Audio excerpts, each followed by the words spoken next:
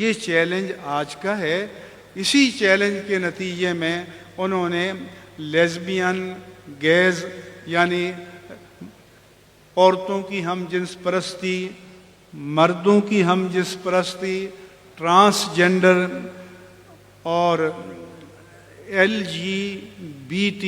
اور by sexual,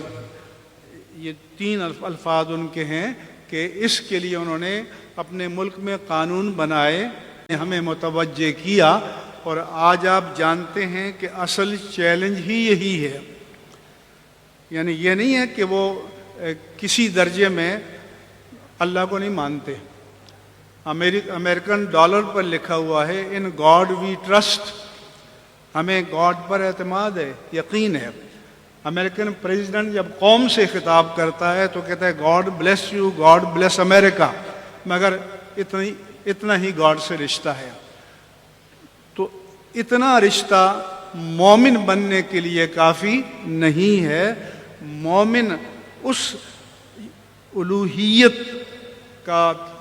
تقاضا کرتا ہے کہ جس میں اللہ تعالیٰ کی ذات کو اس کی اتھارٹی کے ساتھ تسلیم کیا جائے، اس کی قدرتوں کے ساتھ تسلیم کیا جائے۔ اس لیے فرمایا کہ ارأیت من اتخذ الہہ ہوا، کہ آپ نے اس شخص کو دیکھا کہ جس نے اپنی خواہشات کو معبود بنا لیا۔ یہ نہیں فرمایا کہ وہ اللہ نہیں کرتا، یہ نہیں فرمایا کہ اللہ کا اقرار نہیں کرتا، یہ فرمایا کہ وہ اقرار بھی کرے لیکن اللہ کے حکم کے مقابل جب اس کے نفس کا حکم آئے تو اللہ کے حکم کو چھوڑ دے اور خواہشات نفس پر عمل کر دے، تو پھر معبود تو اصل میں اس نے اسے بنایا۔ تو اس لیے اسلام یہ کہتا ہے کہ جب تم نے اللہ کو ماننا ہے with all authorities، with full authority، اس کی مکمل قدرت کے ساتھ ماننا ہوگا۔ اور یہ جو کلفٹن کراچی میں اور DHA لاہور میں جلوس نکلے تھے، میرا جسم میری مرضی، تو یہ اسی فلسفے کا مکمل طور پر اعلان تھا۔ یہ ایک جملہ جو ہے اس میں سارا لبرلزم، سیکولرزم اور مادیت پرستی کا فلسفہ شامل تھا کہ ان کا کہنا یہ ہے کہ ہم اپنے جسم پر خود حاکم ہیں، ہم جو چاہیں گے جسم کا استعمال کریں گے۔ اور اسلام یہ کہتا ہے کہ جسم تمہارا ہے لیکن اس پر مرضی جسم پیدا کرنے والے کی چلے گی، اس پر مرضی خالق کی چلے گی، تمہاری مرضی نہیں چلے گی۔ یہی سارا لبرلزم ہے کہ ان کا لبرلزم کس پر ہے؟ جمہوریت۔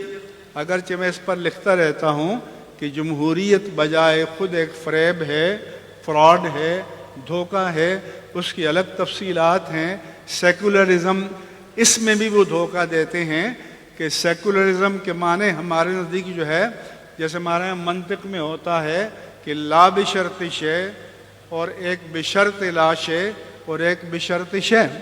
تو وہ کہتے ہیں کہ ہم، یہ ہمارے جو سیکولر یہاں کے ہیں، کہ ہم تو لا بشرط شے کے معنی میں کہتے ہیں کہ امریکہ کہتا ہے کہ ہماری آئین کی دوسری ترمیم ہے the congress shall make no law to establish a religion, کہ کانگریس یا مقننہ کسی خاص مذہب کو پروموٹ کرنے کے لیے کوئی قانون نہیں بنائے گی، یعنی کانگریس مذہب کے بارے میں غیر جانبدار ہے۔ اور یہاں والے بھی یہی کہتے ہیں کہ ہماری مقننہ کو، ہمارے نظام کو مذہب کے بارے میں غیر جانبدار ہونا چاہیے۔ تو ہم نے کہا کہ تمہارا یہ دھوکہ ہے، اصل میں تم اس کو بشرط لاشے کے معنی میں لیتے ہو کہ مذہب کی نفی میں کے معنی میں لیتے ہو، اور ہمارے نزدیک بشرط شے ہے کہ ہماری مقننہ ہو، ہماری ہیئت حاکمہ ہو،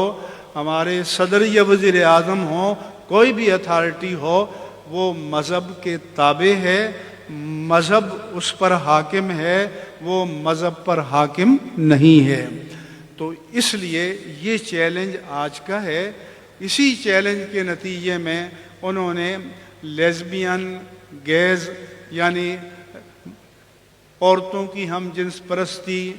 مردوں کی ہم جس پرستی، ٹرانسجنڈر اور LGBT اور بائی سیکچول، یہ 3 الفاظ ان کے ہیں کہ اس کے لیے انہوں نے اپنے ملک میں قانون بنائے، اور ہماری مقننہ کو پتہ ہی نہیں چل سکا کہ جو باہر کی خریدی ہوئی